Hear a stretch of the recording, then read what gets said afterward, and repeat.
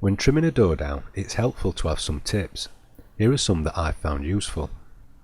Look at the pile in your carpet and work out where this comes to against the bottom of the door. You can lay a ruler along the carpet to give you an idea of where to mark. I chose to use a set square I had, as this didn't sink into the pile of the carpet as much. Draw a line along the bottom of the door and then undo the screws on the hinges and remove the door. If possible, take it outside so that any mess is easier to clean up. I'm using a portable workbench and I placed a thick towel on it so there is less chance that the door could be marked or damaged in any way. Once it's in place, I clamp it down to minimise movement while I'm working on it. Using a large ruler, I've marked it with a thicker line so that it's easier to see and to make sure the line is constant. I then score the line using a marking gauge in order to guide my saw as I cut through the timber.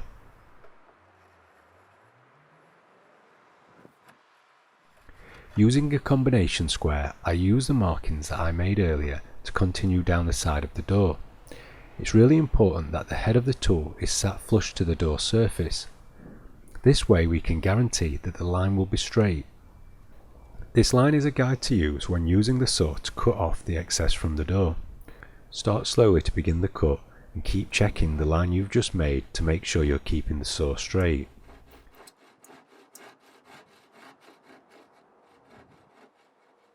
Once you've made a decent cut into the wood, you can speed up a little.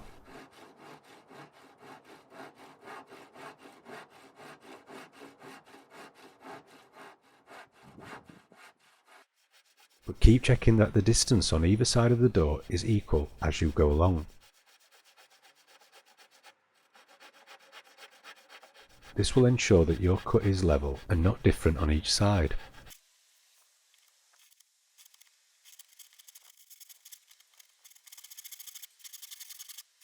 If you find that your saw starts to stick, rub a candle along the blade. This will help to lubricate it so that it moves more freely.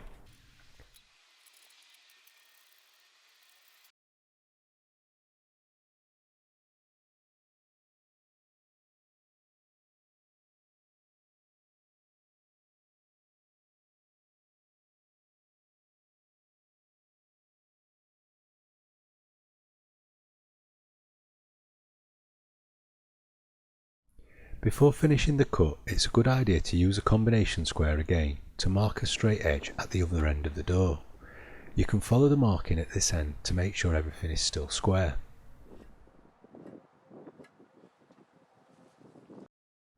Once you've trimmed the section you need to remove, use sandpaper to smooth over the timber. I'd recommend wrapping it around an offcut of timber.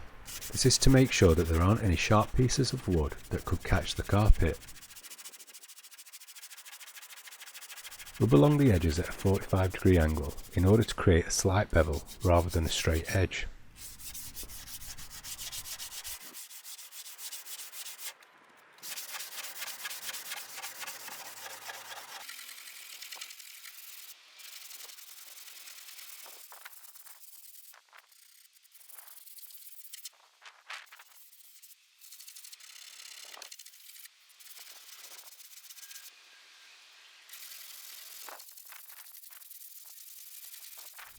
Once this is done, we can place the door back onto the door frame with the hinges and check the clearance.